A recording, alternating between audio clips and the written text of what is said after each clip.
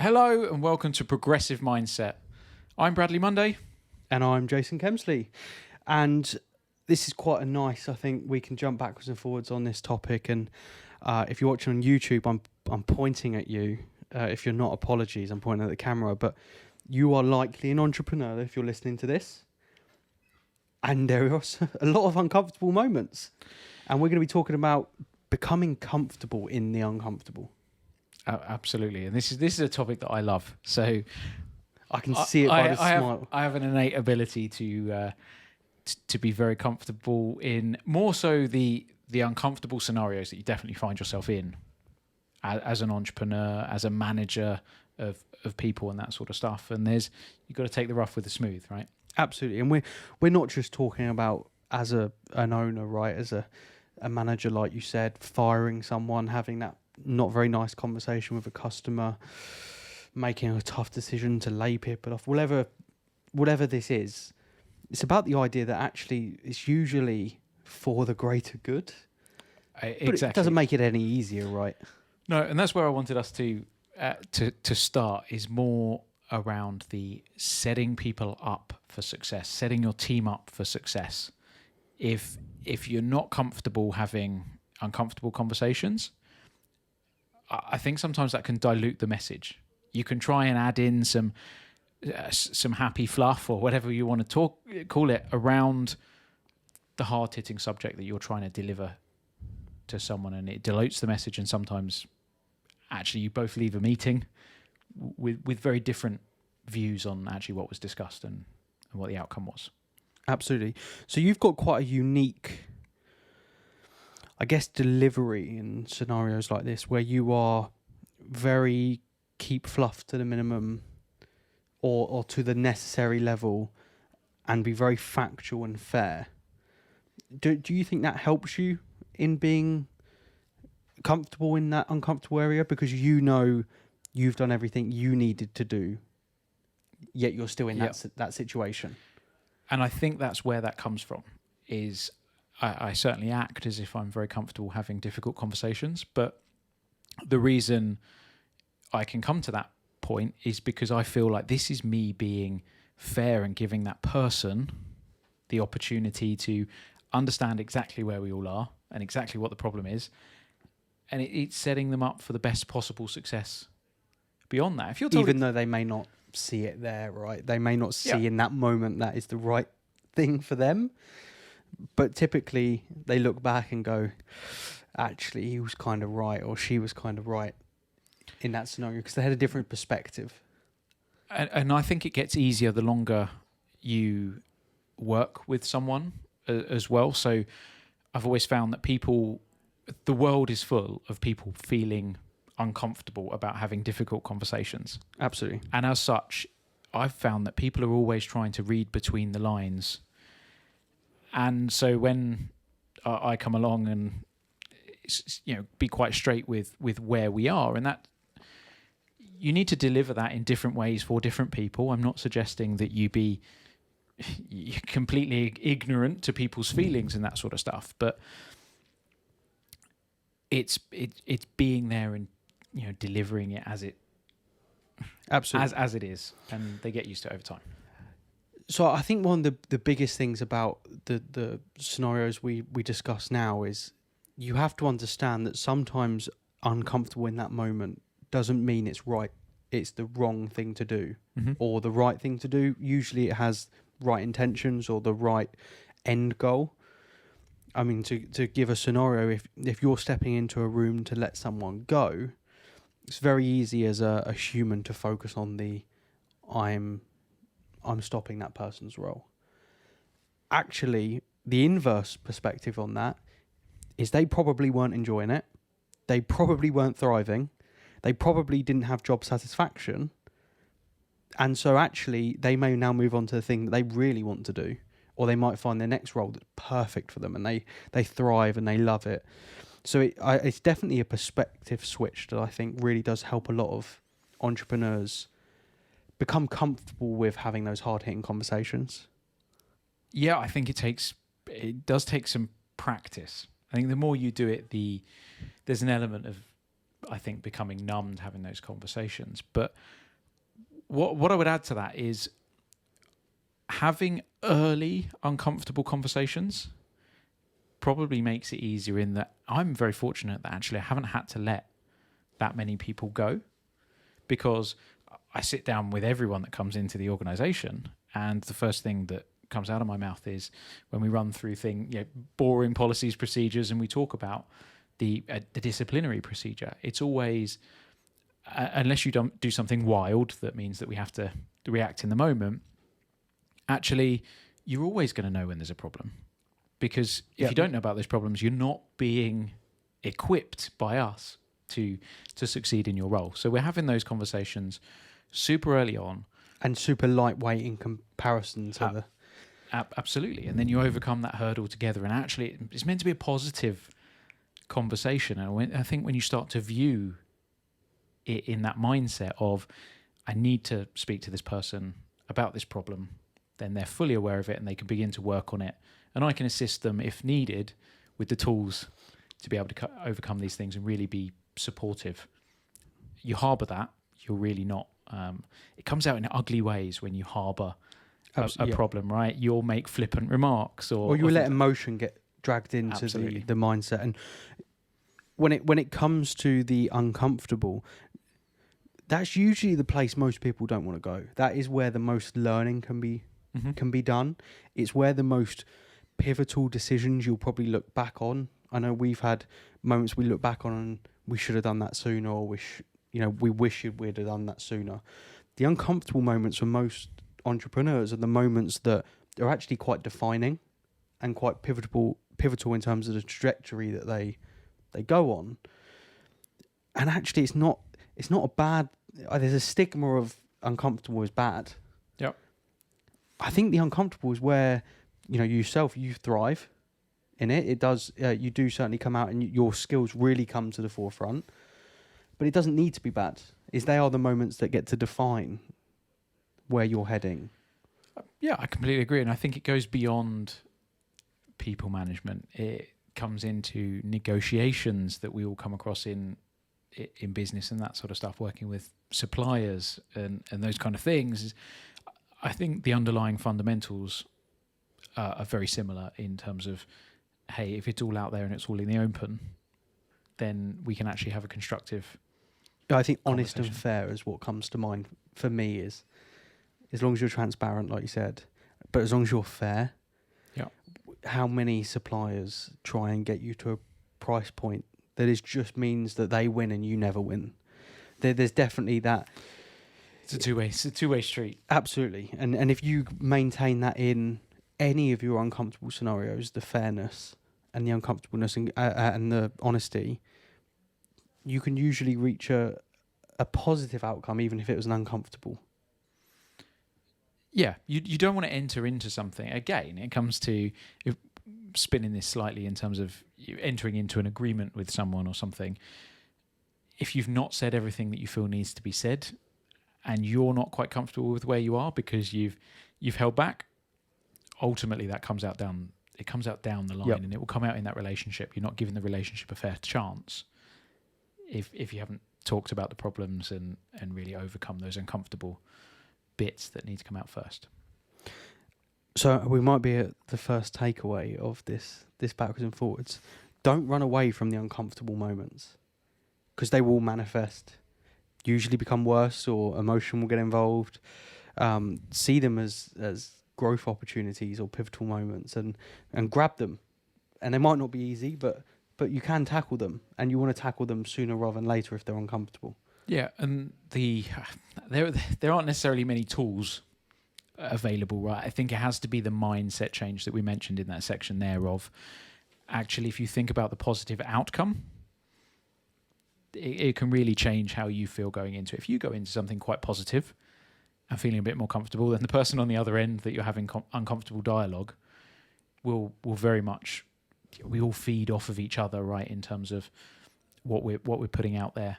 So you can actually have an uncomfortable conversation with a bit of energy and a smile on your face, and its delivery is much better. But we've really focused in there on one element of feeling uncomfortable. Let's move on, maybe a little bit to failure. Which Absolutely. certainly not comfortable, but definitely something that as an entrepreneur you're going to experience, even if you're the best entrepreneur out there. Failure is a part of pretty much daily life. It's part of the journey. It is absolutely part of the journey. I'd like to throw in the saying that I come to these with examples or sayings, and there will be someone that finds that irritating other than you, I'm sure. But success is not final. Failure is not fatal. There is no. I suspect you can't find them. There is no success story out there that didn't have failure in it. I don't believe, and maybe there'll be a magical one somewhere. So let's just go for 99% of the scenarios is going back to the uncomfortable. They are the moments you learn. They're the moments you develop into a leader, a character, entrepreneur, whatever you like. They're the moments where you usually have the most amount to harness to propel you. And it goes back to, I talk a lot when I'm talking to people about the arrow effect, the idea that you need to pull the arrow back before it can shoot forward. I don't think there's a single failure that couldn't have been used in a positive trajectory afterwards. It's just how you interpret. You hear the boxers say, it's not about how hard you get hit. It's about getting back up and how hard can you hit back. Yeah. Or I can't recall the saying, but the principles are the same across life, right? Not just business. Absolutely. I think to throw another saying out there, success is failure after failure without loss of enthusiasm. Yeah, that's the key. That's what there. Thomas Edwin said. There you go. I didn't know where it came from. I haven't failed. I've just learned 10,000 ways it didn't work, or something similar. Yep. So failure is it's part of it. What have you got for harnessing, and how do you harness and learn from failure? It's uncomfortable. We know that. What are you using as mechanisms to sort of draw from that? So I'm a very emotional person. For anyone who knew, for anyone that didn't know, I wear my heart on my sleeve. So taking me back to my football or soccer days, it's the feeling. So you lose an important match or game. Mm-hmm. You sit there and you make yourself suffer for, not a ridiculous period, but a small period. And you really remember that feeling. And I would actually sometimes, and I think this was more pushed by my parents, would go and watch the other team celebrating. So that I really, really understood, I want to be on the other side of that fence. And I think it's very similar in business, is when there is a failure or something that was bad or could be considered a failure, I will really dwell on it for a short period. I really want it to sink in. I really want to feel the failure. It can be a day, it doesn't matter. So that I know I never want to feel that again anytime soon. And I think it goes back to, people drink alcohol, they have a hangover. They then the next day say, I'm never going to drink again. Because they're in the moment. I try and make that moment last as long as I can. The longer I can make the pain of that failure last, the hungrier I am to make sure it doesn't happen. But you're obviously not maybe as emotional, heart on the sleeve as me. So how do you deal with it? So I have a tendency to dissect what went wrong. So we'll go back and we'll look at, well, where were the pivotal points that caused this to become a failure? Pull that apart, learn from it, and I'm trying to think of some scenarios here, but all of the scenarios that I come up with are, well, we haven't arrived at the finished product. The failure wasn't, right, that's it, done. It's rework it, reapply it, and go off in a different trajectory or something similar, because actually failure wasn't an option. Okay, so you're nipping it in the bud as soon as possible. You're almost under a microscope. Well, what's gone wrong? How do I adapt it? How do I change it? So I've never been a sporting person. So I don't arrive at the end of the game and I've lost the game per se. Everything I do very analytical. So before, and this has come from, and evolved over time, but everything I go into usually has some sort of metric. Certainly in business, there's always a metric or something that we're going to track to work out the success of this thing, whatever it is we're doing. And so I tend to have quite early indicators as to whether something is going to fail. And there is always an element of, right, okay, we haven't arrived at failure yet. How do we fix it? How do we avoid the failure? And then, sometimes, actually we made a bad decision here, but when it's time to cut it off. So that's a good point. So you deal with failure in a way in which by the time it comes, you were already expecting it. And so you're able to move on to the next thing. Most people with failure, right, it stops them in their tracks. They lose confidence and they don't want to risk anything again because they don't want to be back there. You very much can anticipate, if it does reach it, you can see, right, this isn't going to work, let's pivot. And so the way you handle it, I assume, is probably, okay, I can see it coming because I track, I measure, I risk calculate, or whatever you do. And so I'm never going to get deep in. You don't want to, don't like flogging a dead horse. So, you want to make sure you're there first. I think it comes from the same sort of feeling, though, in that no one enjoys feeling failure. So that's my mechanism of learning from failure early so that it doesn't hurt as much when you arrive. Okay. But I'm definitely you can't predict all failures, especially not in life in general. Absolutely. Right? It's easier in business, I think, than it is in life. When I arrive at failure in life, I tend to pick myself up and move on. That's a coping mechanism more than anything else. It's right, moving on and doing whatever's next. That's the distraction. And I've noticed that between us, even as friends, is something bad or negative or failure happens, I will still be dwelling on that negative and really engrossing myself into every emotion of it.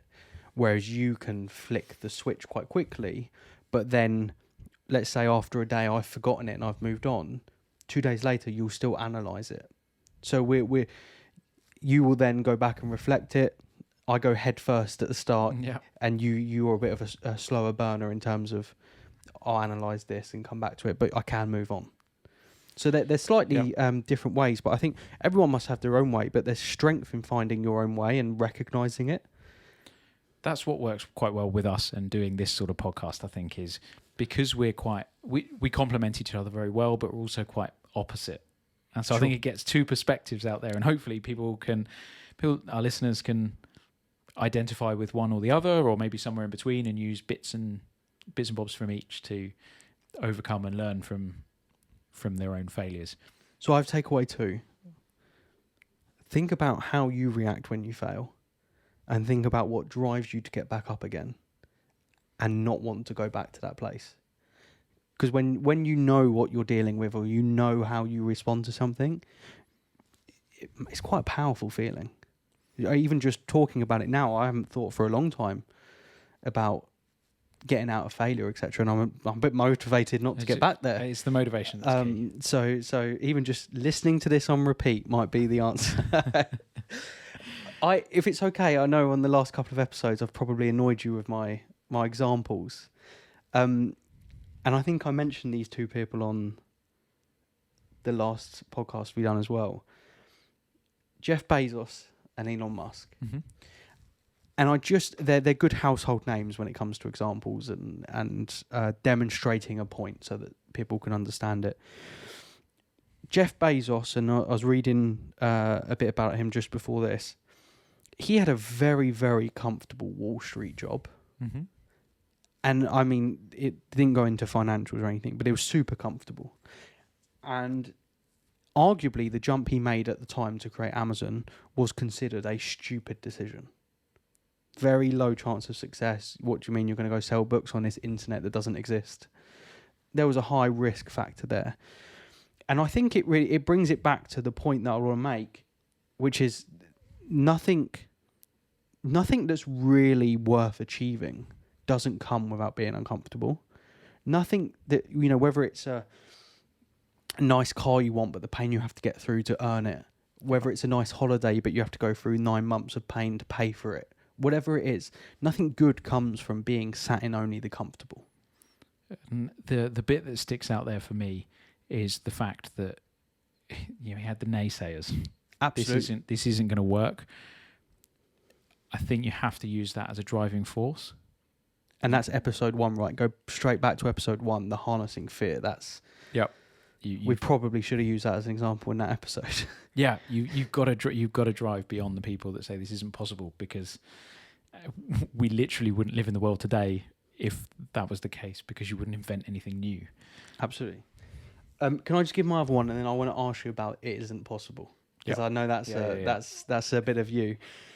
Elon Musk has obviously had serial success, questionably, unquestionably, however you want to define it, whether it was going from his early days through to PayPal, acquisition to Tesla, not acquisition, but very wealthy, into Twitter, and I'm sure there's going to be numerous others. That there is definitely that enjoyment of being uncomfortable, jumping into new challenges. It's the new challenge. Which takes you to the next level, right? Is he earned X amount of PayPal and said, right, now I'm going to go do this new challenge. It's got a bit bigger. And you could argue it's got slightly bigger every time that he's made that jump, but that isn't necessarily how it works typically, but it's a great example of taking yourself out of the comfortable. He could have stayed at PayPal for the rest of his life. Been very comfortable, lived a very good life, probably had significant less stress. Yeah, so I think that type of individual, and I relate a lot, because he's a little bit odd, and I consider myself to be just a little bit odd as well. But I don't know whether he's actively said this, but you can tell by the way he lives his life that he's not motivated by money. No, and he's got enough of it, but it's not his drive, and the drive is probably taking on that next challenge, not knowing whether you can get there, but having a damn good understanding of yourself and belief in yourself that you can arrive at this end goal. Absolutely. I think it's super important. So I just wanted to throw those out there so people can picture some of what we're talking about, you might be sat in a job, and this is a great thing for this podcast. You might be sat in a comfortable job right now as an entrepreneur wanting to take that risk. It might not work. We can't sit here and say what you're going to do is going to work, but obviously there's calculated risks and there's preparing, and you should listen to every podcast episode we've done to try and prepare you for that. But putting yourself in that uncomfortable position usually can help you thrive in some way, shape or form, or at least learn some things about yourself which take you on to the best part of your career to come. So I want to ask you, and I know this is, we spoke about this a couple of times inside and outside of work, the word can't. Bradley Monday, I can't do something. So I'm going to jump straight into an example of what I mean by this.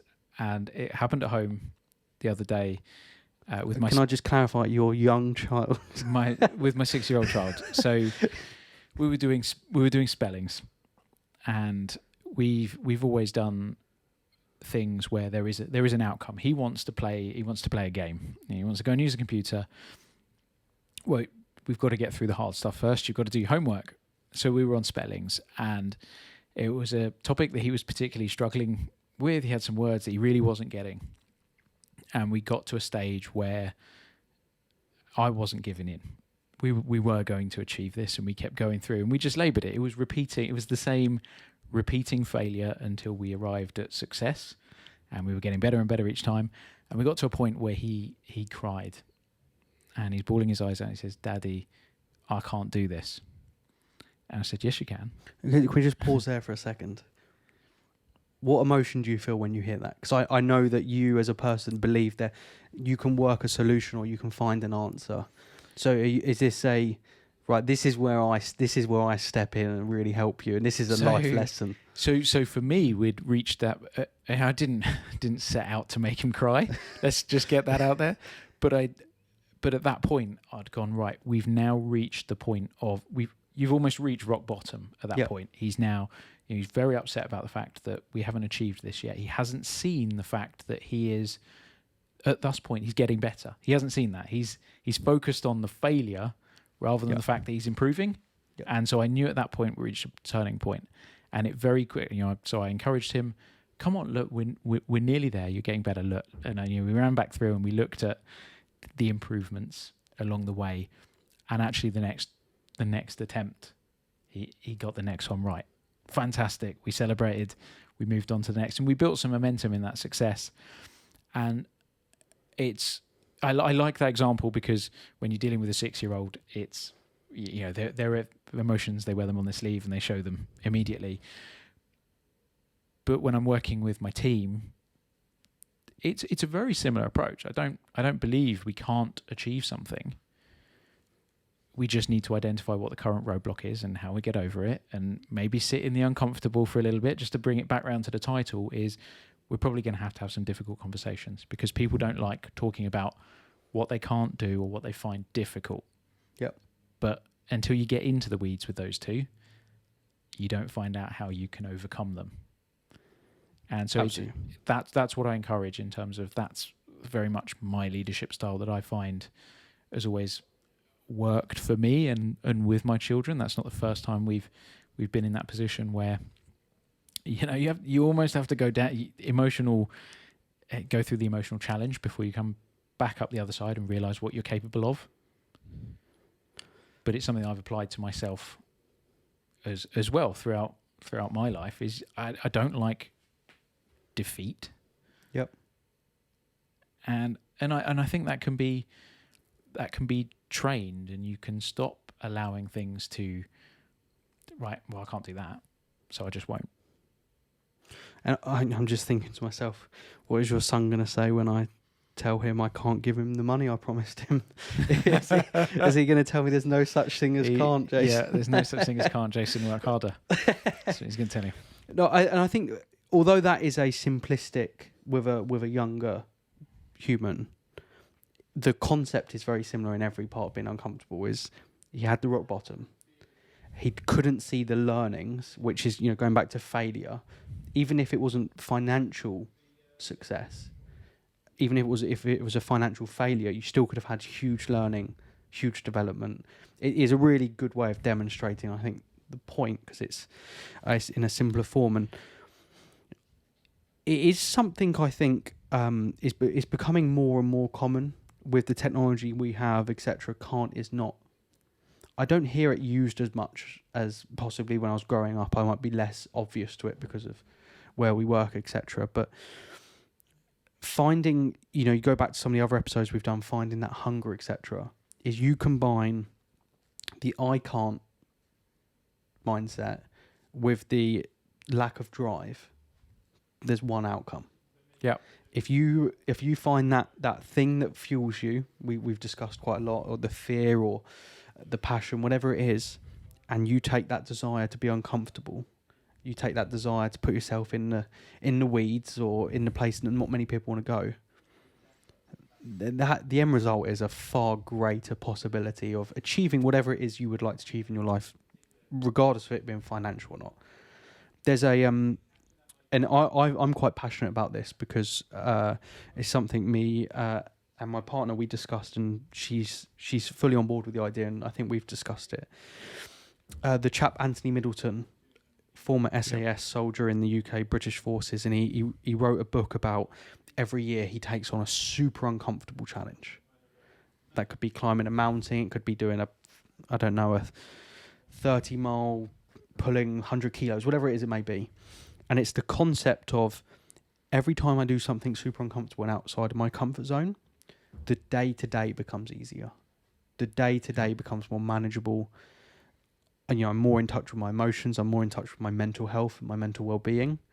And so that's actually something we adopt. And ironically, the first thing we're going to do, which is uncomfortable for both of us, is go and hold some tarantulas. Okay. This is a super simple thing, right? You can just go to a zoo, and this is a very inexpensive thing. It's very uncomfortable. Neither of us really particularly want to do it, especially her.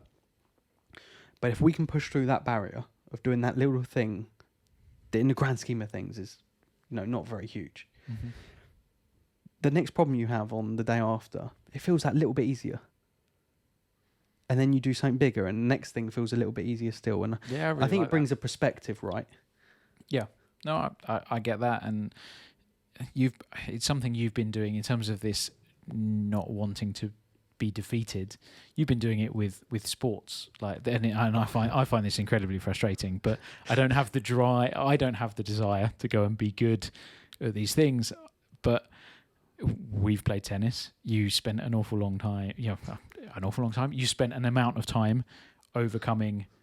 Hey, there are people in my circle that are better than me at tennis, so therefore I'll go and golf. There's many things, and that's what it's the same thing as what I was talking about earlier in terms of the can't. You might get beaten on the first go, but actually then you've got that drive to go and just be not the best in the world, but the best that you need to be to meet your goal, which is just to be better than everyone else that you know. And the same learning applies, right? It's every time I got a bit better.